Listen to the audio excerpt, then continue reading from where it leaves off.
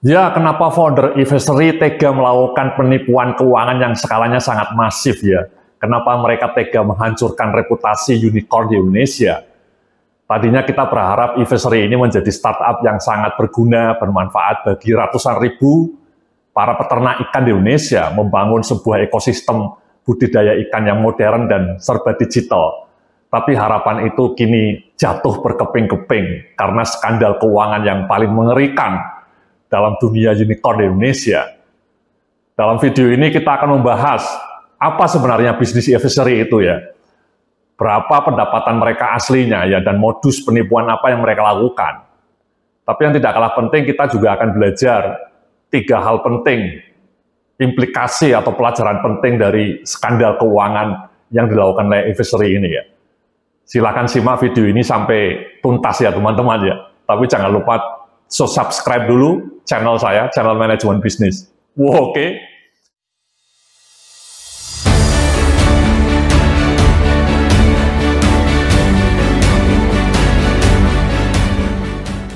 Terima kasih.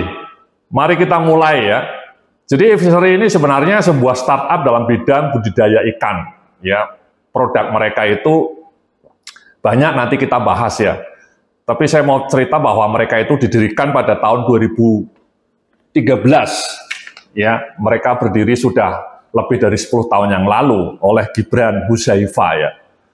Nah, selama 10 tahun ini mereka sudah mendapatkan 4 kali pendanaan teman-teman. Total pendanaannya tidak main-main, lebih dari 5 triliun rupiah. Sebuah angka yang sangat masif ya, itu kalau dibelikan rumah seharga 1 miliar, dapat 5.000 unit rumah. Dan bahkan pendanaan terakhir mereka, ya seri D, itu baru dilakukan tahun 2023. Ya, jadi baru 2 tahun yang lalu, dalam pendanaan terakhir itu mereka mendapatkan suntikan dana 3 triliun. Ya, jadi totalnya mereka dapat 5 triliun. Dari 5 triliun itu yang paling besar adalah pendanaan terakhir yang terjadi pada tahun 2023. Itu sebesar 3 triliun. Jadi total pendanaan mereka 5 triliun. Dan pada saat itu valuasi mereka tembus status unicorn ya, atau 1 miliar US dollar ya. Unicorn itu startup ketika valuasinya di atas 1 miliar US dollar ya, atau 1 billion US dollar dalam bahasa Inggrisnya. Jadi eFishery itu nilainya sudah 16 triliun. Ya tidak main-main ya. Tapi kemudian kita tahu bahwa itu semua dibangun oleh mimpi atau manipulasi keuangan ya, yang sangat mengerikan. Nah, apa sebenarnya bisnis eFishery itu ya teman-teman ya? Mari kita lihat ya, sebenarnya bisnis eFishery itu ada 4 bidang utama teman-teman ya. Yang pertama yang sering Anda lihat itu mereka jualan pakan ternak digital gitu ya, pakan ikan digital ya. Mereka pakai IoT, Internet of Things, kemudian secara otomatis mereka menebarkan benih-benih pakan ikannya ke kolam-kolam ikannya. Itu yang digadang-gadang menjadi bisnis utama mereka. Sebenarnya tidak. Bisnis jualan IoT ini hanya 20% dari bisnis mereka. Yang paling banyak menyumbang pendapatan mereka itu sebenarnya dari 3 bisnis lainnya. Yakni apa itu? Yang pertama jualan pakan ikan. Ya, mereka menjual ratusan ton pakan ikan kepada para peternak budidaya ikan di seluruh Indonesia. Jadi jualan pakan ikan, sebuah bisnis yang sangat tradisional. Kemudian yang kedua, mereka juga akan membeli ikan-ikan yang dihasilkan oleh para petani itu ya, oleh para peternak ikan itu ya. Mereka kemudian membelinya. Dan kemudian mereka juga memberikan modal bagi para peternak ikan yang kekurangan modal untuk memberikan, namanya kabayan. Mereka bisa meminjamkan dana pinjaman kepada para peternak budidaya ikan untuk membeli pakan ikan dan membayarnya ketika nanti sudah panen. Jadi itulah 4 bisnis utama eFishery teman-teman. Ya, jadi bukan hanya jualan IoT, tapi mereka juga jualan pakan ikan, kemudian menerima ikan hasil budidaya ikannya, dan kemudian memberikan pinjaman modal. Jadi 3 bisnis mereka itu sebenarnya tradisional ya teman-teman ya, banyak dilakukan oleh para pengusaha ikan lainnya. Ya, jadi tidak sangat modern sebenarnya ya. Nah, anyway, mereka mengklaim sudah membantu 200.000 peternak ikan di seluruh Indonesia, sebuah klaim yang sekarang mungkin juga kita ragukan ya. karena mereka melakukan penipuan yang masif. Nah anyway, e-fishery ini seperti kita tahu juga didirikan oleh seorang anak muda namanya Gibran Huzaifah ya. Dia seorang anak yang dilahirkan dari keluarga yang miskin ya. Dulu kalau kita baca ketika masa kecil dia kadang-kadang kesulitan makan gitu ya. Hidupnya pindah-pindah dari kontrakan satu ke kontrakan lainnya. Kemudian dia berhasil kuliah di ITB, jurusan biologi ya. Ya. Nah, bagaimana sebenarnya modus penipuan masif yang dilakukan oleh Gibran ini ya? Jadi sederhana teman-teman ya. Jadi mereka menggelembungkan pendapatan mereka ya. Jadi sebenarnya pendapatan aslinya perusahaan itu 2,6 triliun, mereka gelembungkan menjadi 12 triliun. Sebuah penipuan yang sangat cetar membahana ya teman-teman. Bahkan tapi menurut saya angka 2,6 triliun yang dikatakan valid itu menurut saya juga mungkin juga tidak valid-valid amat ya. Karena kalau kita melihat bisnis mereka itu, apakah mereka sanggup melakukan penjualan hingga 2,6 triliun? Ya, jangan boro-boro 12 triliun ya. Yang 2,6 triliunnya saja mungkin tidak tepat. Kemudian dia juga melakukan penipuan, bilangnya laba 261 miliar ya di tahun 2024 kemarin sampai September mereka bilangnya laba 261 miliar, padahal rugi 578 miliar, sebuah penipuan yang masif ya. Kemudian pada tahun 2022 mereka juga rugi 784 miliar dan tahun 2023 mereka rugi 759 miliar.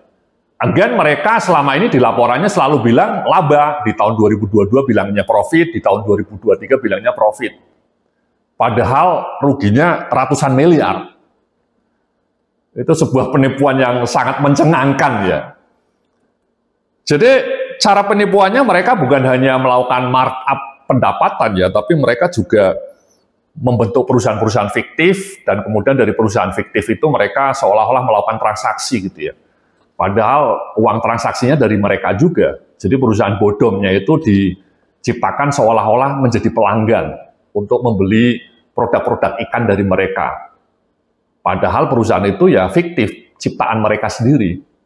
Tapi dari transaksi itu seolah-olah mereka mendapatkan banyak penjualan. Itu kan sebuah penipuan yang sistematis, dan penipuan ini sudah dilakukan sejak tahun 2018. Jadi sangat sistematis. Itulah sekilas mengenai e-fishery ya. Apa implikasinya ya? Jadi ada beberapa implikasinya teman-teman ya. Yang pertama, dampak e-fishery ini akan sangat merugikan reputasi unicorn di Indonesia ya, atau ekosistem startup di Indonesia ya. Akan banyak investor asing yang akan berpikir ulang untuk membiayai atau mendanai perusahaan-perusahaan startup dari Indonesia. Jadi reputasi kita akan sangat jatuh.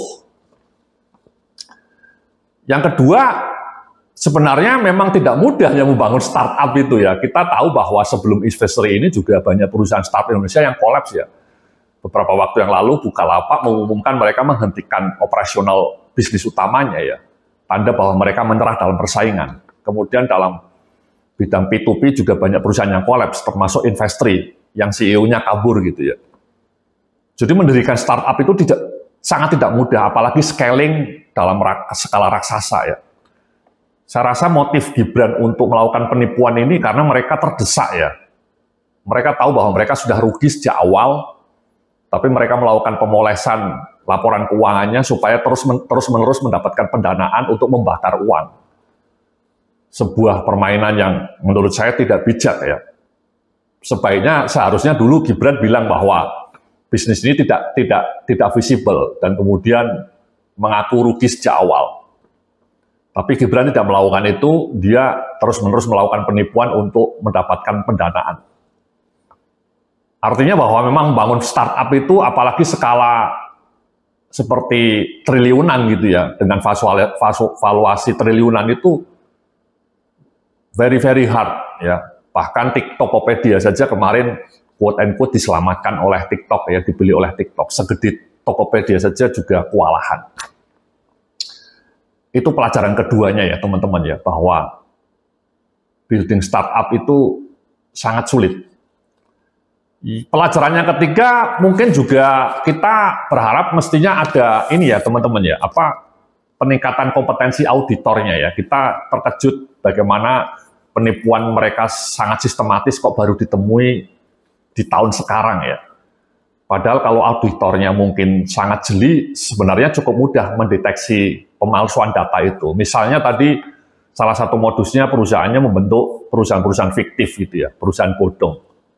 Sebenarnya kan sangat mudah melihat histori perusahaan bodong ini. Laporan pajaknya bisa dilihat.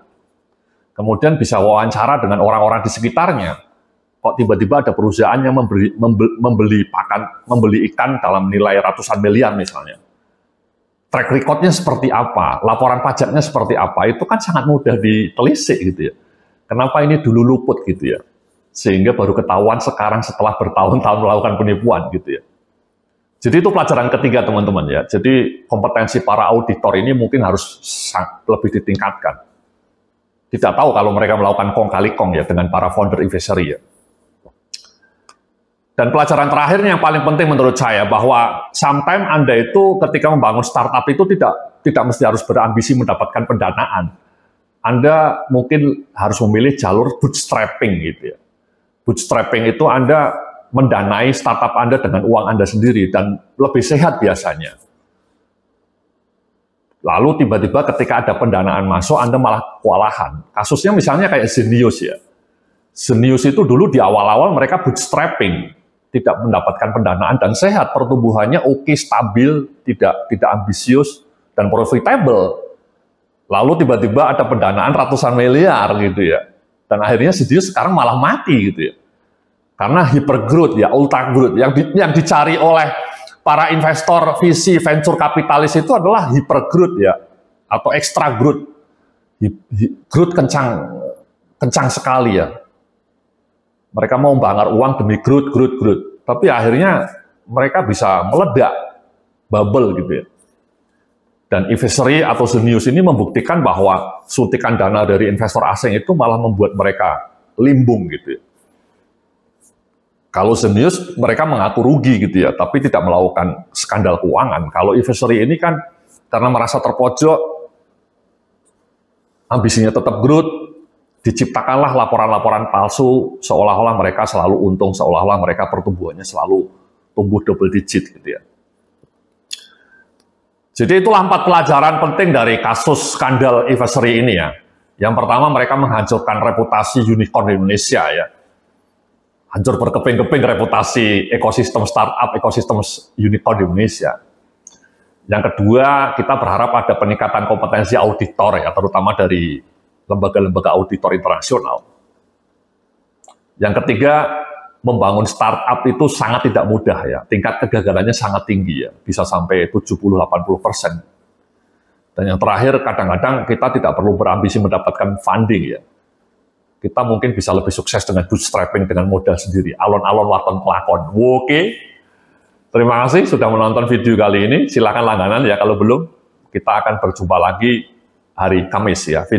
Video saya selalu diupdate ya Senin dan Kamis. Oke, terima kasih. Salam sukses, penuh kemuliaan.